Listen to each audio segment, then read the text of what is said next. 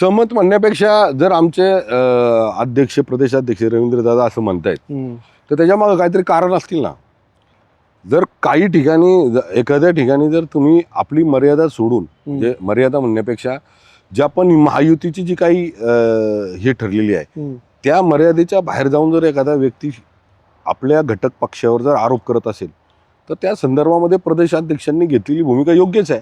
त्याला नाही आम्हाला मला पण ती स्वीकारावंच लागेल आणि स्वीकारलीच पाहिजे मी ती. अच्छा, जर तुम्ही माझं उदाहरणच देतो मी तुम्हाला म्हणजे तुमच्या लक्षात येईल मला वाईट का वाटतं.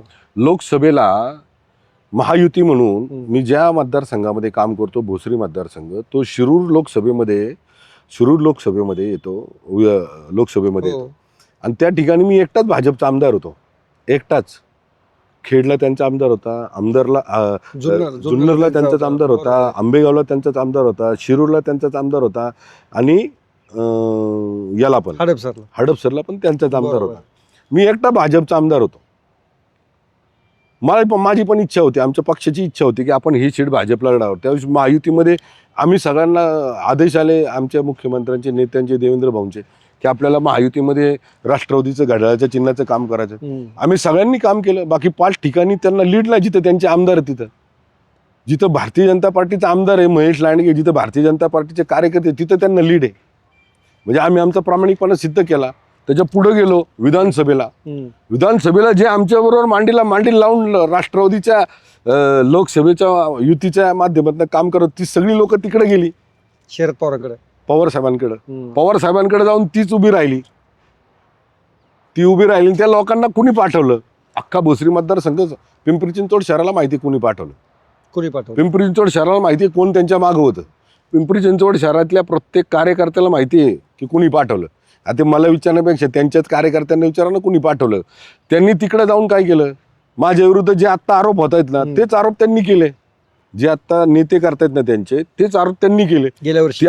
विधानसभेला एवढे आरोप करून सुद्धा मी 63,000पेक्षा जास्त मतं निवडून आलो. काय झालं परत ते इकडे आले. आम्ही एक शब्द काढला नाही. आम्ही एक शब्दानेही बोललो नाही तुम्ही का घेतलं का बोललाय का त्यांना सहकार्य करताय एक शब्दाने बोललो नाही. आता परत महायुती म्हणून प्रत्येक वेळेस आम्ही धर्म पाळायचा का. महायुती म्हणून प्रत्येक घटक पक्षाच्या नेत्याचा मान सन्मान फक्त भारतीय जनता पार्टीच्याच कार्यकर्त्यांनी पाळायचा का हे पण कुठंतरी ठरलं पाहिजे ना. आम्ही कधीच मागच्या 10-15 वर्षामध्ये 10-12 वर्षामध्ये महेश लांडगेचं असं एक स्टेटमेंट दाखवा महायुतीच्या कुठल्याही नेत्यासंदर्भात एकही स्टेटमेंट नाही. महेश लांडगेचं नाही कुठल्याही भारतीय जनता पार्टीच्या कार्यकर्ते दाखवा एकही स्टेटमेंट नाही. तर त्याचा अर्थ असं होत नाही की आम्ही फक्त म्हणजे तुमचाच सन्मान करायचा. आज आमचे प्रदेशाध्यक्ष जर असं म्हणत असतील की अशा संदर्भातली भूमिका घेत असतील तर मला तर ती मान्यच आहे. कुठपर्यंत आम्ही तरी आमच्या मर्यादा सांभाळायच्या. आम्हाला पण काय आहे का नाही आम्हाला पण स्वाभिमान आहे. आमच्या पक्षाचा स्वाभिमान आहे. आमच्या कार्यकर्त्यांचा स्वाभिमान आहे. कायमच तुम्ही आरोप करत राहणार आम्ही महायुती म्हणून सहन करणार ते आता बाद झालं.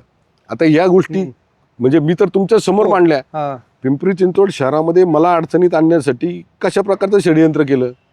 जर माझ्या मनात जर खोट असती तर मी पण भारतीय जनता पार्टीचा मला राग काढायचा असता त्या समोरच्या घटक पक्षाच्या उमेदवारावर तर मी पण लीड नसतं दिलं ना. मी तर माझ्याकडं भारतीय जनता पार्टी सगळ्या लोकांना म्हणलं असतं करा विरोधात काम.